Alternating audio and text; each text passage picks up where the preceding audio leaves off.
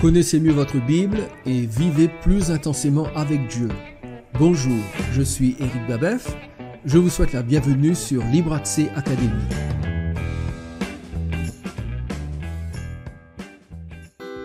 Vous appréciez nos vidéos?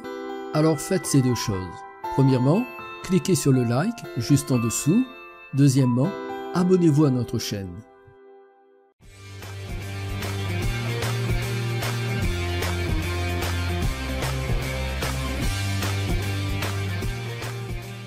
Comprendre la présence de Dieu. Alors bien évidemment, il s'agit d'un véritable défi parce que comment pouvons-nous comprendre ce qui est par définition, logiquement parlant, incompréhensible?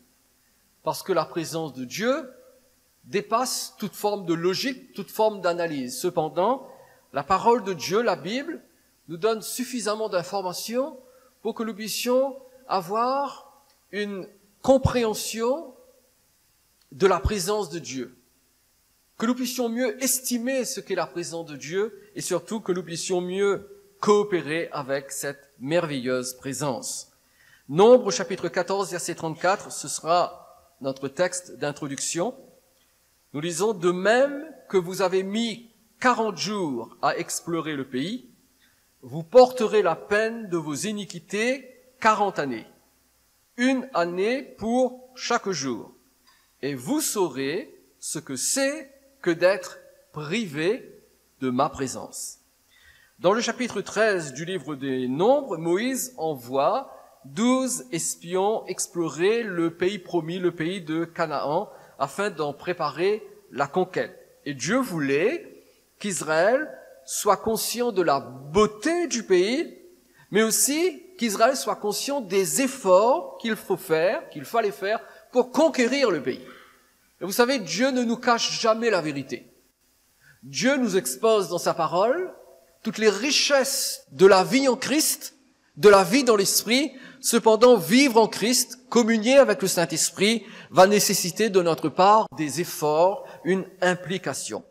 Cependant, à leur retour, sur 12 espions, 10 ont fait un rapport décourageant au peuple d'Israël. Ils ont mis en doute les promesses de Dieu. Pourquoi? Parce que dans ce pays qu'ils sont allés explorer, ils ont vu des géants. Et ils ont dit, mais le pays est magnifique, il est grand, il est agréable, il est riche, mais nous ne pourrons jamais le conquérir parce qu'il y a dans ce pays des géants, des fils d'Anak. Et nous étions à leurs yeux comme de misérables sauterelles. Et donc, ils font un rapport décourageant au peuple d'Israël. Et parce que Israël, le peuple, a choisi de croire le rapport des 10 espions incrédules, plutôt que de croire les promesses que Dieu leur avait faites, Dieu prononce un jugement sur le peuple d'Israël. Et ce jugement va se manifester de la façon suivante. Ils allaient errer dans le désert pendant 40 années. De même qu'ils ont mis 40 jours à explorer le pays, mais ensuite ont refusé d'aller le conquérir, Dieu dit ces 40 jours vont se transformé en 40 années d'errement dans le désert. Et la suite de l'histoire nous apprend que toute cette génération, à l'exception de Josué et de Caleb, mourut dans le désert et n'entra jamais dans le pays promis. Mais ce qui est encore plus dramatique, c'est que tous ceux qui n'avaient pas cru à la promesse de Dieu allaient savoir ce que c'est que d'être privés de la présence de Dieu. C'est écrit noir sur blanc. Vous saurez ce que c'est que d'être privé de ma présence. Et nous avons ici l'image de ce qui peut arriver aux chrétiens s'ils persistent dans l'incrédulité et s'ils persistent dans la désobéissance envers Dieu. Un chrétien qui s'endurcit dans la désobéissance et dans l'incrédulité, c'est un chrétien qui peut faire l'expérience de ce que signifie être privé de la présence de Dieu. J'ai personnellement vécu cette terrible expérience pendant de nombreuses années et je peux témoigner ce soir devant vous que on n'est pas toujours conscient de la présence de Dieu, mais on est bien conscient lorsqu'on est privé justement de cette présence. Un chrétien négligent dans la prière peut devenir inconscient de la présence de Dieu. Vous le savez cela? Si pendant un certain temps vous ne priez pas, vous négligez la lecture de la parole de Dieu, vous négligez les cultes de l'Église, que se passera-t-il? Vous allez tomber dans un état d'inconscience par rapport à la présence de Dieu. C'est-à-dire, vous ne sentirez plus sa présence, vous ne serez plus conscient de sa présence. Mais quand le chrétien perd cette présence, il devient vite conscient du terrible vide laissé par l'absence de Dieu. Et je vous le dis, par expérience, il n'y a rien de plus terrible que d'avoir connu la présence de Dieu et ensuite d'expérimenter le départ de cette présence. Il n'y a rien de plus terrible que cela. On ne se rend pas toujours compte du départ de la présence de Dieu. Pourquoi? Parce que quand Dieu s'en va, il s'en va tout doucement. Il ne fait pas de bruit, il ne fait pas de tapage, il ne crie pas fort « je m'en vais ». Non, discrètement, doucement, Dieu s'en va. Mais après son départ, et on n'est pas conscient de son départ parce qu'il s'en va doucement, mais après son départ, nous découvrons l'horreur de son absence. Et nous avons un triste exemple en la personne de Samson. Samson était un naziréen, c'est-à-dire un homme qui était consacré à Dieu, un homme dont les cheveux ne devaient pas être rasés, jamais. Parce que c'est dans le fait de ne pas raser ses cheveux, en plus de ne pas boire d'alcool, que Samson abritait la présence de Dieu, était revêtu de la présence de Dieu, et cela lui donnait une force surnaturelle. Et tant qu'il respectait cette règle, à savoir ne pas raser sa tête et ne pas boire d'alcool, eh bien, Samson était revêtu d'une force surnaturelle, mais cette force surnaturelle venait de Dieu, de la présence de Dieu en lui. Mais, je ne sais pas si vous connaissez l'histoire de Samson, ses convoitises charnelles. Samson était un homme très charnel. Samson est l'image du chrétien charnel. C'est-à-dire du chrétien qui professe croire en Jésus, mais qui aime les choses du monde, qui aime se faire plaisir, parce que, comprenez-moi bien, il n'y a pas de mal à se faire du bien, tout le monde sait ça, d'accord? Il n'est pas interdit de se faire plaisir, de partir en vacances, de s'acheter un beau vêtement, de manger un bon repas, d'aller dans un bon restaurant, ce n'est pas interdit, mais il y a une différence entre se faire plaisir et vivre pour notre chair à nous, c'est-à-dire pour satisfaire nos convoitises. Et les convoitises charnelles de Samson l'ont amené à perdre sa vigilance jusqu'au jour où il fut séduit par Delilah et livré entre les mains des Philistins qui cherchaient justement un moyen de le vaincre. Juges, chapitre 16, lisons du verset 19 au verset 21. Regardez ce qui se passe lorsque Samson perd sa vigilance et se laisse piéger par Delilah. Elle l'endormit sur ses genoux. Et ayant appelé un homme, elle rasa les 7 tresses de la tête de Samson et commença ainsi à le dompter. Il perdit sa force. Elle dit alors, « Les Philistins sont sur toi, Samson. » Et il se réveilla de son sommeil et dit, « Je m'en tirerai comme les autres fois et je me dégagerai. » Il ne savait pas que l'Éternel s'était retiré de lui. Les Philistins le saisirent et lui crevèrent les yeux et le firent descendre à Gaza et le lièrent avec les chaînes d'airain. Il tournait la meule dans la prison. Savez-vous que moins de 10 secondes suffisent pour dire que vous aimez nos vidéos et pour vous abonner?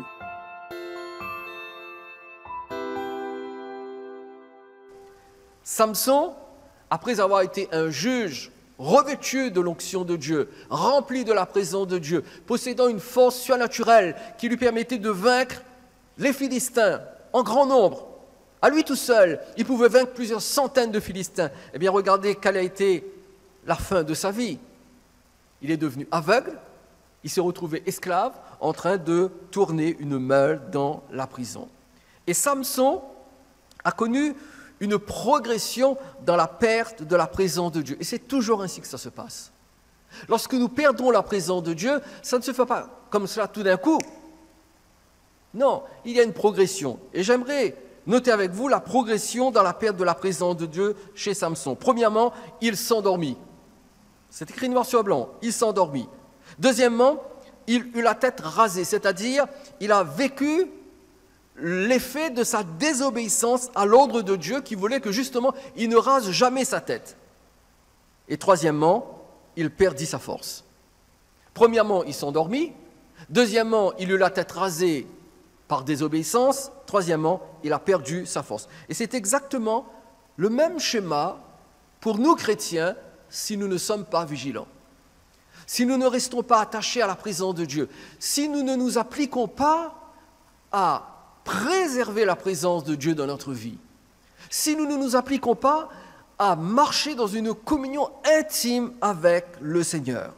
Que se passe-t-il pour le chrétien qui manque de vigilance et qui laisse ses convoitises prendre le dessus dans sa vie comme l'a fait Samson? Eh bien, tout d'abord, le diable endort le croyant. Il endort le croyant. Comment est-ce que vous savez que vous êtes endormi en tant que croyant? C'est lorsque vous n'avez plus envie de venir aux réunions. C'est lorsque vous n'avez plus envie de lire la Bible. C'est lorsque, quand vous commencez à prier, eh bien, vous n'avez pas vraiment envie de prier. Et vous commencez à sauter un jour, 2 jours, 3 jours. Vous commencez à sauter un culte, 2 cultes, 3 cultes, et puis à un moment donné, vous disparaissez. Vous vous êtes endormi. Ensuite, l'endormissement spirituel entraîne le chrétien dans le compromis et la désobéissance. Parce que lorsqu'on est endormi spirituellement, on tombe dans la désobéissance. Les commandements de Dieu perdent de leur importance. On ne voit plus la nécessité de se préserver, de marcher avec Dieu, de vivre une vie sainte, pieuse. On tombe dans la désobéissance. Et finalement, que fait le diable? Il fait perdre au chrétien sa force et il peut facilement le maîtriser.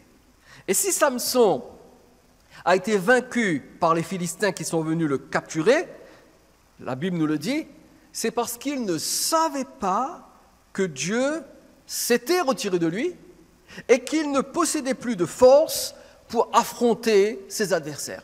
Il ne le savait pas. Il est devenu inconscient de cela. Tout doucement, la présence de Dieu est partie, et au moment où il en avait besoin pour résister aux attaques des Philistins, eh bien, il s'est retrouvé sans force parce qu'il ne savait pas que Dieu s'était retiré de lui. Il ne savait pas que la présence de Dieu l'avait quitté. Parfois, les croyants se réveillent tardivement de leur sommeil. C'est la raison pour laquelle, lorsque nous prêchons, nous n'arrêtons pas de tirer sur la sonnette d'alarme en vous disant, chrétiens, chrétiennes, frères et sœurs, faites attention, soyez vigilants. Parce que voyez-vous, quelquefois, le réveil arrive trop tard. Et les croyants se réveillent tardivement de leur sommeil pour découvrir justement qu'ils n'ont plus la présence de Dieu, qu'ils ne peuvent plus vaincre l'attaque des forces démoniaques dirigées contre eux. Notons aussi la progression dans la déchéance de Samson lorsque la présence de Dieu l'a quitté. Parce que voyez-vous, lorsque la présence de Dieu quitte une personne, cette personne expérimente une véritable déchéance. Quelle a été la déchéance de Samson? Premièrement, il fut fait prisonnier. Les Philistins l'ont capturé, il est devenu leur prisonnier. Deuxièmement, il a perdu la vue parce qu'on lui a crevé les yeux. Donc il a perdu la vue, il est devenu aveugle. Deuxièmement, la Bible dit, il descendit à Gaza, donc il est descendu chez ses ennemis. Et enfin, quatrièmement, il a été enchaîné comme un esclave à une meule qu'il tournait toute la journée.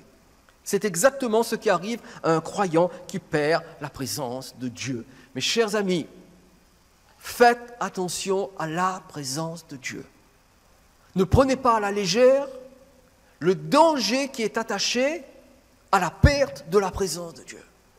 Parce que voyez-vous, quand un croyant perd la présence de Dieu, sa déchéance comporte également les mêmes 4 étapes que nous trouvons chez Samson. Premièrement, le diable emprisonne le croyant. Tout croyant qu'il est, tout chrétien qu'il est, l'individu qui perd la présence de Dieu devient un prisonnier de Satan. Deuxièmement, de même que Samson est devenu aveugle, le chrétien qui perd la présence de Dieu est lui aussi aveugle spirituellement. Il n'a plus aucun discernement. Il n'a plus aucun discernement. Il ne sait pas quand c'est le mal et quand c'est le bien. Et quelquefois, il transforme les deux. Il croit que ce qui est bien est mal et ce qui est mal est bien. Pourquoi? Parce qu'il n'a plus de discernement. Il ne voit plus les efforts de l'ennemi pour le détruire. Il ne discerne plus l'attaque des esprits mauvais. Il perd son discernement. Troisièmement, de même que Samson est descendu à Gaza, de même le chrétien qui perd la présence de Dieu connaît une descente spirituelle.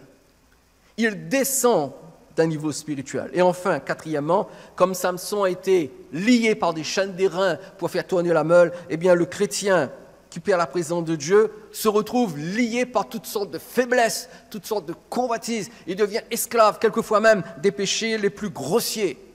Péchés dont il a pu être délivré autrefois.